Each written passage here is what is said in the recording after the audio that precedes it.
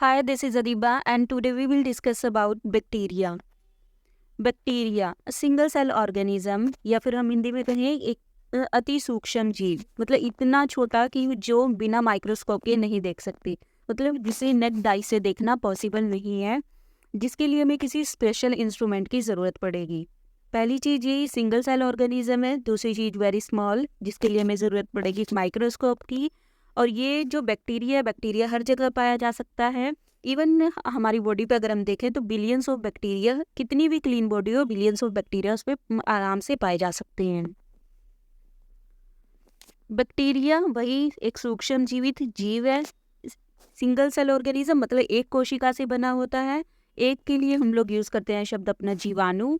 और ये हमारे जो बॉडी के अलावा पूरी दुनिया में लाखों नहीं अरबों की संख्या में पाए जाते हैं। इवन हमारी बॉडी में जो हमारा पाचन तंत्र है, मतलब हमारा जो डाइजेशन सिस्टम है, हमारा जो रिप्रोडक्टिव सिस्टम, हमारी जो प्रजनन प्रणाली या फिर हमारा एक्सक्रीटरी सिस्टम, हर जगह नंबर ऑफ बैक्टीरिया हमें मिलेंगे। इवन हमारी जो बॉडी की सेल्स हैं, बॉडी की सेल के कंपैरिजन में 10 गुना ज़्यादा बैक्टीरिया की सेल्स हमारी बॉडी में पाई जाती है। Bacteria are alive. वायरस का जैसे हमने देखा था, वायरस के कोई अभी तक कन्फ्लिक्ट चलता है, वायरस लिविंग है या नॉन लिविंग, क्योंकि कुछ प्रॉपर्टी वायरस की लिविंग से मैच करती है, कुछ प्रॉपर्टी नॉन लिविंग से मैच करती है। वायरस ना डाइजेस्ट करता है, ना कोई मेटाबॉलिक एक्टिविटी करता है, सिर्फ रिप्रोड्यूस करता है। लेकिन बैक्टीरिया को हम अलाइव मानते हैं, जिंदा मानते हैं। क्यों? क्योंकि ये रिप्रोड्यूस करता है और इसे ज़रूरत पड़ती है खाने की।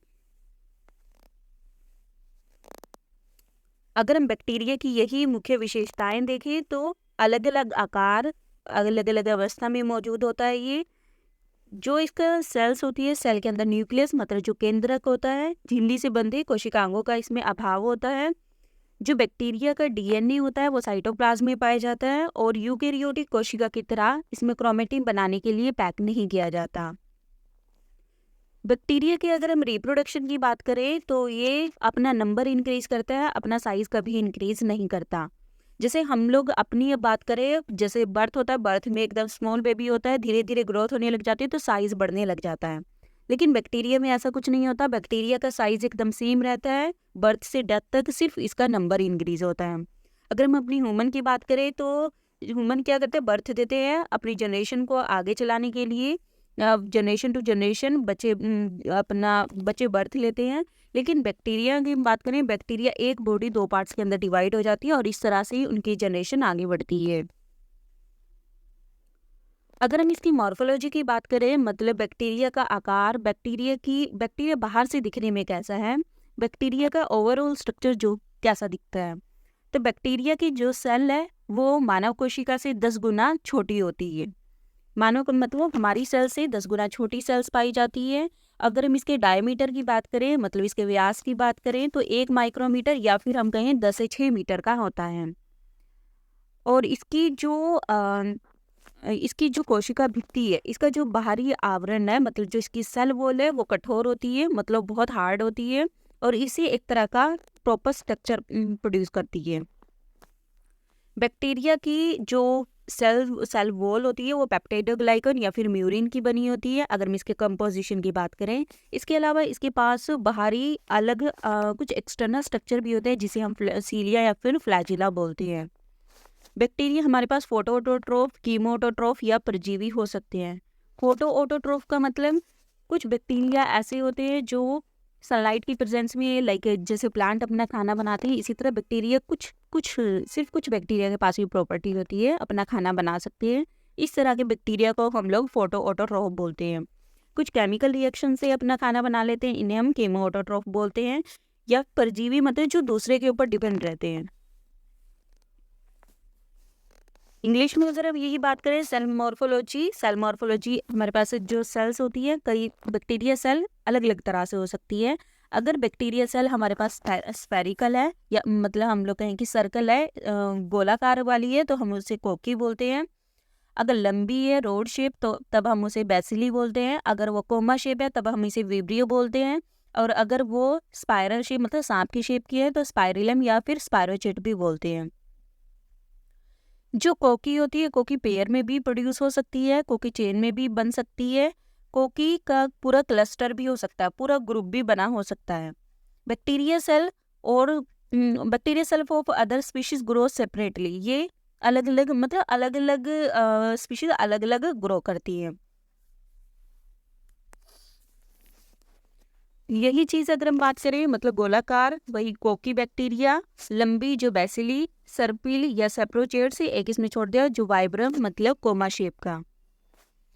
पहले अगर हम मॉर्फोलॉजी में पहले स्ट्रक्चर की बात करें वो आता है हमारे पास सेल वॉल।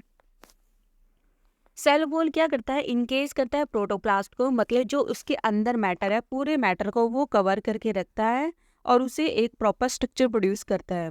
अगर हम इसकी थिकनेस की बात करें 10 to 25 नैनोमीटर इसकी थिकनेस होती है। ये स्ट्रॉन्ग होती है और रिलेटिवली रिजिड। रिजिड का मतलब होता है हार्ड, जो उसे हार्डनेस प्रोवाइड करती है। इसके साथ ही इसमें बहुत सारे पोर्स होते हैं, मतलब छोटे छोटे छेद होते हैं, जिसकी वजह से जो इनेबल करता है सेल को मॉलिक्यूल्स की मूवमेंट को, अंदर से बाहर मूवमेंट आराम से अंदर से बाहर जा सकते हैं, जिसे हम इन अनदर वर्ड हम लोग बोल सकते हैं फ्रीली परमेबल। ये क्या करती है, ग्रैनुलर स्ट्रक्चर को शो करती है एंड लैक माइक्रोफिब्रिल। इसके पास कोई माइक्रोफिब्रिल नहीं होता है। सिंपल अगर हम सेल वॉल की बात करें, सेल वॉल हमारे पास ग्राम पॉजिटिव भी हो सकती है, ग्राम नेगेटिव भी हो सकती है। इसके बाद जो हमारे पास अनदर स्ट्रक्चर मतलब सेल वॉल के जो अंदर स्ट्रक्चर आता है वो होता है हमारे पास plasma membrane. Plasma membrane phospholipid का बना होता है। फॉस्फोलिपिड में बेसिकली हमारे पास 3 कार्बन ग्लिसरॉल बैकबोन होती है। जो फॉस्फेट ग्रुप होता है बेसिक इसका नेचर हाइड्रोफिलिक होता है और जो फैटी एसिड होते हैं वो हाइड्रोफोबिक होते हैं। अब हाइड्रोफिलिक का मतलब है कि ऐसी चीज जो पानी को पसंद करता है, मतलब पानी की तरफ जो चीज अट्रैक्ट होती है। हाइड्रोफोबिक का मतलब होता है वाटर हेटिंग। हाइड्रो मतलब वाटर, फोबिक मतलब फोबिया मतलब हेट, नफरत वाली चीज जो वाटर को पसंद नहीं करती। इसके पास प्रोटीन्स भी होता है। अगर हम इसके सबसे पहले हमारे पास आउटर स्ट्रक्चर था सेल वॉल, उसके अंदर आया हमारे पास प्लाज्मा मेम्ब्रेन। अगर उसी इंटरनल स्ट्रक्चर की बात करें हम लोग, सॉरी जो एक्स्ट्रा सेलुलर मतलब इसके अलावा जो सेल के पास स्ट्रक्चर होते हैं वो होता है हमारे पास फिम्ब्री या फिर हम लोग बोल सकते हैं पिले। फिम्ब्री और पिलाई आर इलोंगेटेड और hair like proteinaceous structure which project from the cell surface. ये क्या होते हैं, सेल के सरफेस से बाहर की तरफ हेयर लाइक स्ट्रक्चर निकले होते हैं, मतलब बालों की तरह कुछ बालों के जैसा कुछ स्ट्रक्चर दिखता है, जिसे हम फिम्ब्रे या फिर पिलाई बोलते हैं। They are specifically on those gram negative cells, specially ये ग्राम नेगेटिव सेल्स पे पाए जाते हैं। इनके अगर हम साइज की बात करें 2 से 3 नैनोमीटर का डायमीटर होता है एंड 0.1 माइक्रोमीटर और सेवरल माइक्रोमीटर इनकी लेंथ होती है। They may occur all over the cell और may be localised. Economic importance की बात करें, इकोनॉमिक इंपॉर्टेंस में इकोनॉमिक इंपॉर्टेंस का मतलब इसमें दोनों तरह की एक्टिविटी इन्वॉल्व होंगी, हार्मफुल एक्टिविटी भी और इसके अंदर यूजफुल एक्टिविटी भी। अगर हम यूजफुल एक्टिविटी की बात करें, सबसे पहले जो हमारे पास बेनिफिशियल एस्पेक्ट है बैक्टीरिया का वो आ जाता है हमारे पास सॉइल फर्टिलिटी। क्योंकि जो सॉइल फर्टिलिटी है, सॉइल फर्टिलिटी के लिए मेन जो चीज़ रिस्पॉन्सिबल होती है वो होता है नाइट्रोजन। और जो बैक्टीरिया होता है, मेनली बैक्टीरिया काफ़ी सारा इम्पोर्टेंट रोल प्ले करता है नाइट्रोजन फिक्सेशन के अंदर, अमोनिफिकेशन के अंदर, नाइट्रिफिकेशन के अंदर। ये सारे प्रोसेस है जिसकी वजह से जो हमारी मिट्टी है, मिट्टी के अंदर नाइट्रोजन का अमाउंट इंक्रीज होता है। ऑब्वियस सी बात है, जब मिट्टी के अंदर नाइट्रोजन का अमाउंट इंक्रीज हो रहा है तो इसकी वजह से हमारी फर्टिलिटी इंक्रीज होगी। और नाइट्रोजन को अगर हम देखें तो असेंशियल कॉन्स्टिट्यूएंट है हमारे biological significant organic molecules, like हमारे जो प्रोटीन्स होता है बॉडी के अंदर, न्यूक्लिक एसिड होता है, विटामिन्स होते हैं, कोएंजाइम्स, अल्कालॉइड्स, इनके अंदर जो मेन कंपोनेंट वो नाइट्रोजन इन सब के अंदर पाया जाता है। और बैक्टीरिया क्या करता है, नाइट्रोजन को अमाउंट इंक्रीज करता है। किस तरह से, नाइट्रोजन फिक्सेशन से, अमोनिफिकेशन से एंड नाइट्रिफिकेशन से। अनदर एस्पेक्ट देखिए, हम बैक्टीरिया को हम लोग सिक्वेंचर भी बोलते हैं या फिर सिंपल शब्दों में मैं कहूँ बैक्टीरिया को क्लीनर भी बोला जाता है। क्लीनर मतलब जो बैक्टीरिया मतलब बैक्टीरिया तोड़ने का काम करते हैं।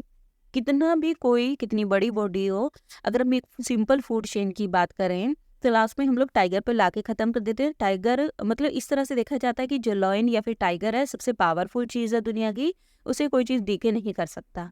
लेकिन एक टाइम के बाद जब उसका सर्वाइवलशिप ख़त्म होगा, वो डेड होगा हमारे पास, जो टाइगर या लायन या फिर जो भी कोई बड़ा ऑर्गेनिज्म है, मरने के बाद क्या होगा, बैक्टीरिया उसे डीके करना स्टार्ट कर देगा, जो डीके करना स्टार्ट कर देगा। और इसकी वजह से जो बॉडी के इंपॉर्टेंट कांस्टेंट है, लाइक उसका डीएनए है, उसका प्रोटीन है, कैल्शियम, विटामिन, जो भी चीज़ है उसकी, वो मिट्टी के अंदर मिलेगी।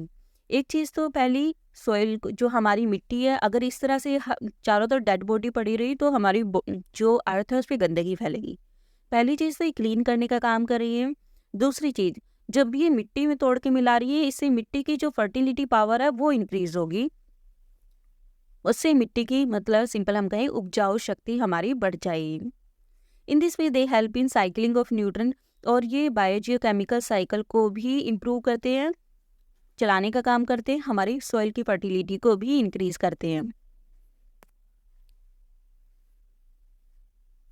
अगर यही चीज़ हम हिंदी में देखें तो बैक्टीरिया हमारे पास, बैक्टीरिया इंसानों के लिए हानिकारक, सभी बैक्टीरिया इंसानों के लिए हानिकारक नहीं होते। बैक्टीरिया नाम सुनते ही एकदम दिमाग पे एक नेगेटिव इमेज आती है, बैक्टीरिया कुछ नुकसानदेह चीज़ होगी, लेकिन बैक्टीरिया का हमेशा नेगेटिव इफेक्ट नहीं होता, काफ़ी सारे बैक्टीरिया का पॉजिटिव इफेक्ट भी होता है। जैसे हम लोग दही खाते हैं, दही जो बनता है वो बेसिकली हमारे बैक्टीरिया की वजह से बनता है, जिसका नाम होता है लैक्टोबैसिलस या फिर लैक्टिक एसिड बैक्टीरिया। अगर हम खाद की बात करें तो ये स्ट्रेप्टोकोकस और बैसिलस से बनता है, जो हमारे डाइजेशन में हेल्प करता है।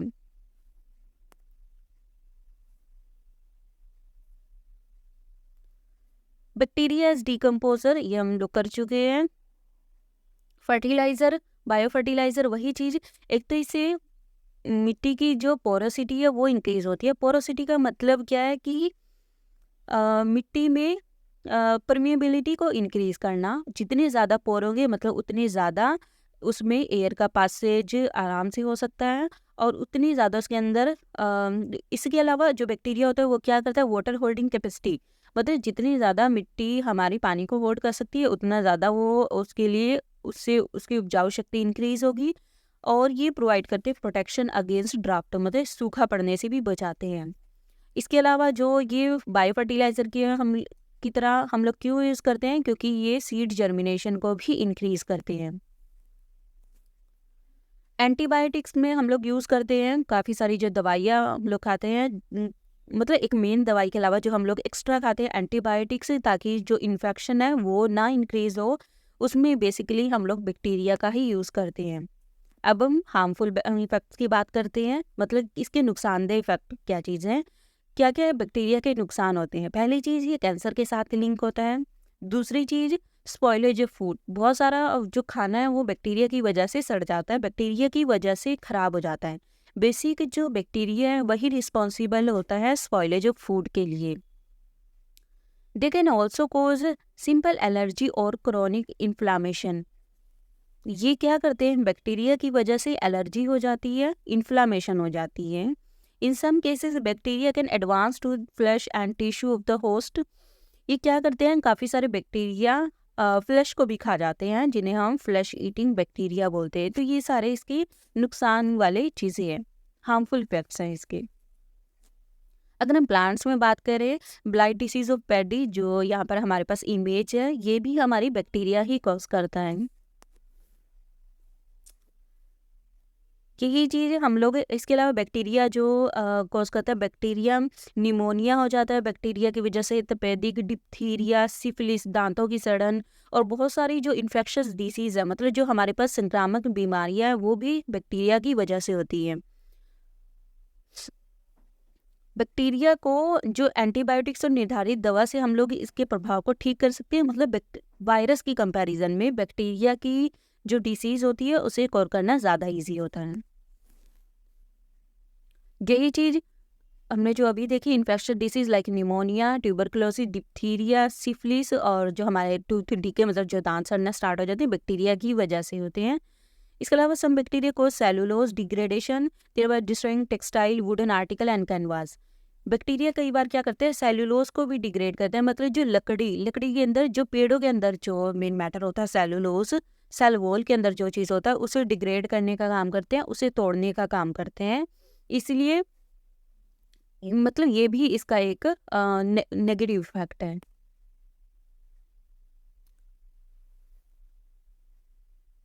हम लोग इसमें ये मतलब एहतियात ही इसमें कि हम लोग इसे किस तरह से क्योर कर सकते हैं, किस तरह से इसका बचाव कर सकते हैं। जो हमारी मतलब इन्फेक्शन हम लोग स्टेरिलाइज़ कर सकते हैं, हम लोग सैनिटाइज़र का यूज़ कर सकते हैं, या फिर हम लोग इसमें इनमें से अधिकांश जो रोग पैदा करने वाले जीवाणु को समाप्त किया जा सकता है, वही चीज़ स्टेरिलाइज़ करके हम लोग अल्कोहल का भी यूज़ कर सकते हैं। स्टेरिलाइज़ अल्कोहल का हम लोग इसमें यूज़ कर सकते हैं, या फिर जो हमारे पास अलग केमिकल इफ़ेक्ट है, या फिर हम लोग फिज़िकल कई बार फिज़िकल जैसे ओवन हो गया या फिर माइक्रोवेव हो गया, इनके थ्रू हम बैक्टीरिया को किल करने का काम करते हैं, जो लैब्स वगैरह का यूज़ करते हैं। इसके अलावा जैसे उबालना इसमें दे रखा है, दूध को हम लोग जैसे या तो दूध को फ्रिज में रख के हम लोग उसे बचा सकते हैं, या फिर हम लोग उसे उबाल कर बचा सकते हैं। इसे प्रोटेक्ट करने के तरीके हैं, किस तरह से हम लोग बैक्टीरिया के जो इतने नेगेटिव इफेक्ट हैं, हम लोग किस तरह से इनसे बच सकते हैं। Thank you.